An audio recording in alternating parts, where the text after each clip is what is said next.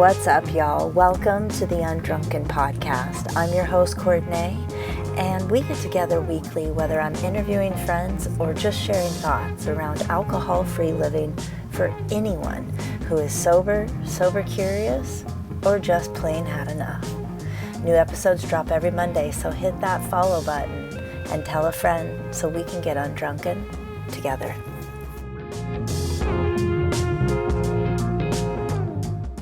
So swipe right if you can handle coffee over cocktails, because today I want to dive into the world of sober dating or dry dating. Yes, this is totally a thing. In fact, I did some research, and in 2025, it's not just a thing, it's actually trending. And honestly, I think we could all agree, this might be the biggest dating glow up we've seen in a while. So here's the deal. These recent generations, the Gen Z and the millennials, are actually leaning into this trend called dry dating. Translation, ditching the cocktails and actually getting to know each other. Apps are even popping up there just for sober daters. Mocktails are everywhere. And I did some research. Apparently, 65% of people under the age of 35 say they'd rather do a dry date. And there's a bonus. You actually save about 88 bucks a month. So think gym membership or, some extra oat milk lattes. But let's talk about the perks, okay? So what's the first perk?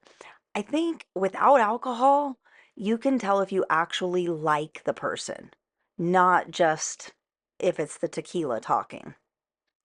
Second, like all around deeper conversations. You'll actually remember if they told you their dog's name or if they brought up their ex too much. Both things are important. What else? Oh, it's cheaper and it's healthier. And you skip the whole, oh my God, why did I text them at 2 a.m.? The whole shame spiral. And then my favorite, you actually get to do something on your dates.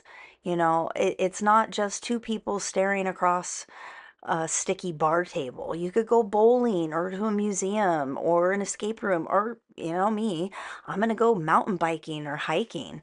You know, at least if the date sucks, you're doing something else that you get to focus on and, you know, you're more present.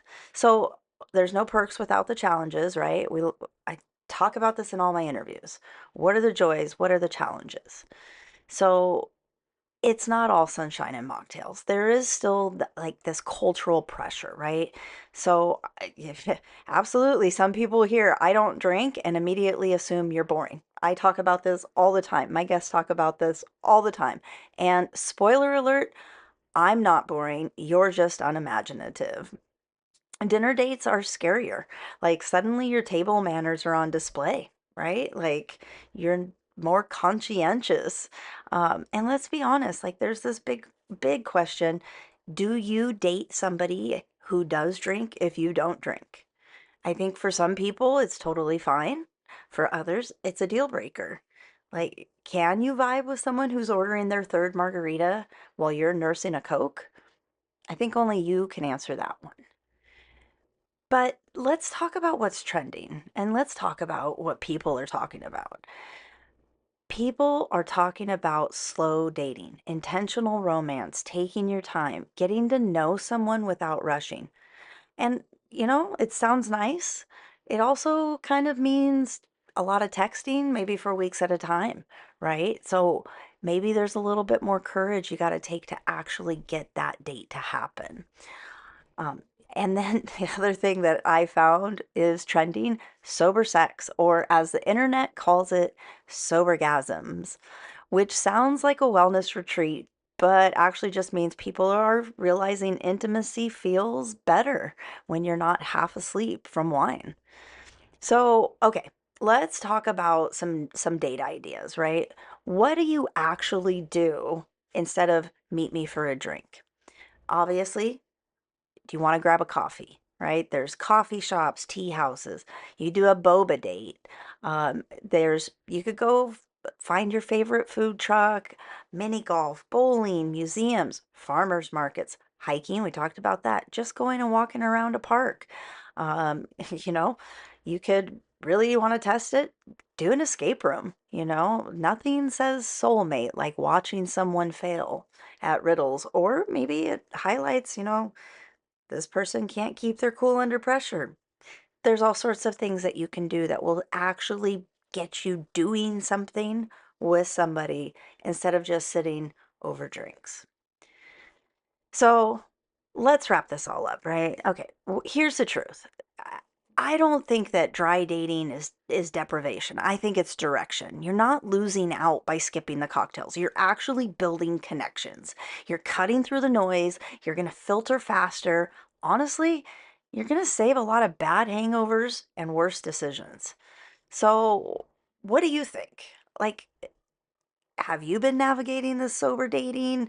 Do you have challenges or joys or perks that you think are worth sharing? Because I've been thinking about hosting a little dry dating webinar. I'm thinking it's a live chat. People can join, and I'll bring in some of my single sober guests. We can share stories, answer questions. Hey, maybe even spark a connection or two.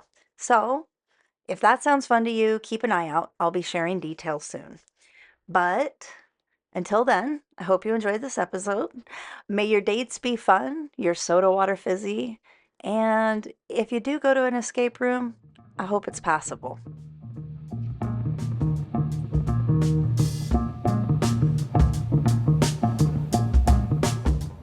Hey, thanks for listening. If you like this episode, please share it with a friend or on your socials, and you can tag me at Undrunken Podcast. Take care of yourself and each other. We'll catch you next time.